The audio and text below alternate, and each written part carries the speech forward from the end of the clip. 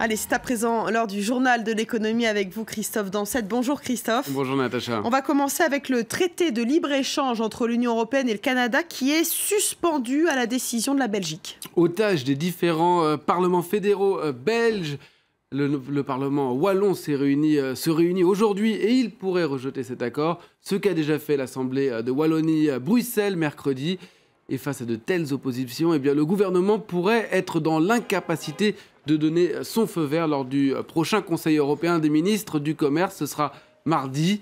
Manuel Valls est lui justement en visite au Canada et avec son homologue canadien, le Premier ministre français a défendu l'accord et il a, vous allez le voir, adressé un message aux Belges.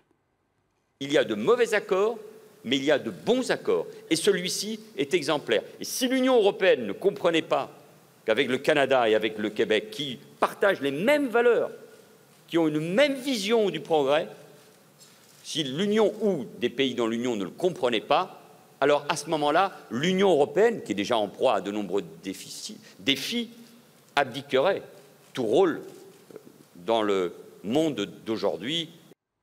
Voilà pour cette plaidoirie de Manuel Valls en visite au Canada.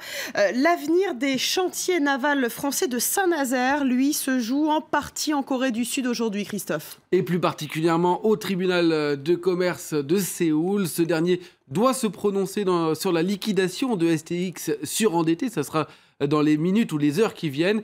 Et pour les chantiers de Saint-Nazaire ou STX France, filiale du groupe coréen, qui, elle, au contraire, va très bien, eh bien l'enjeu est assez simple, soit ils sont vendus seuls, soit ils sont vendus en bloc avec deux autres sites coréens. L'État français, actionnaire à hauteur de 33% et qui possède à ce titre une minorité de blocage, préfère la première option. Le gouvernement l'a dit et répété, il veut peser dans le choix du repreneur et éviter que ce repreneur soit chinois. Les explications d'Axel Simon. Tout faire pour éviter qu'un fleuron industriel passe sous pavillon chinois. C'est le souhait de l'État qui veut avoir son mot à dire sur le repreneur de STX France. Le gouvernement se mobilise pour trouver une solution. Le choix des repreneurs pourrait attendre début 2017. Nous examinerons le projet industriel. C'est ça notre priorité. Et bien évidemment, nous serons vigilants à ce que nous n'ayons pas des candidats qui finalement aient comme intérêt de prendre notre savoir-faire, de prendre notre technologie, mais ne se soucient pas du devenir industriel du site de Saint-Nazaire. Car les chantiers de Saint-Nazaire, c'est 2600 emplois et 14 navires à construire sur la prochaine décennie. Par rapport au changement de propriétaire, il y a une inquiétude dans les chantiers ou pas ? Aucune. Non, il n'y a pas d'inquiétude, on a du taf. Mais c'est aussi un volet militaire qui participe à la fabrication des frégates. Depuis cet été, les syndicats se mobilisent et réclament l'intervention de l'État pour protéger l'emploi. La CFDT souhaite un repreneur européen. Force ouvrière craint les délocalisations.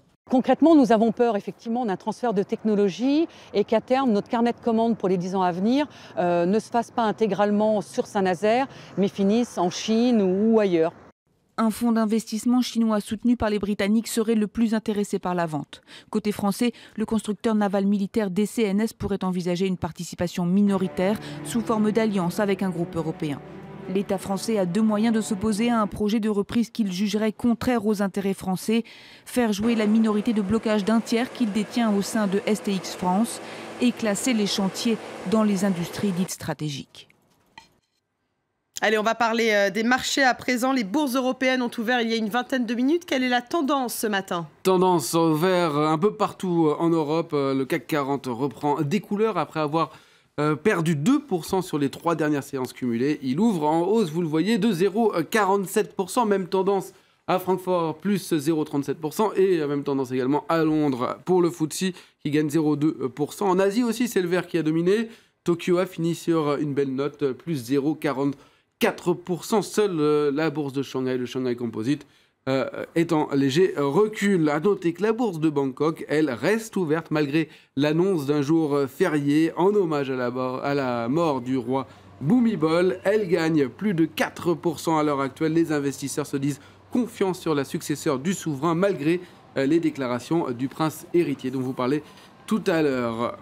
Allez, enfin, SoftBank, le géant japonais de la communication, de télécommunications, qui crée un fonds d'investissement gigantesque. 100 milliards de dollars en partenariat avec l'Arabie Saoudite. Rien que ça, le fonds investira uniquement dans les nouvelles technologies. Objectif, devenir le plus grand pourvoyeur d'argent de la planète dans le domaine du high-tech. Merci beaucoup Christophe Dansette pour ce résumé de l'actualité économique. Et vous l'évoquiez, le décès du roi thaïlandais Bhumibol, qui fait évidemment la une de la presse thaïlandaise. On va en parler.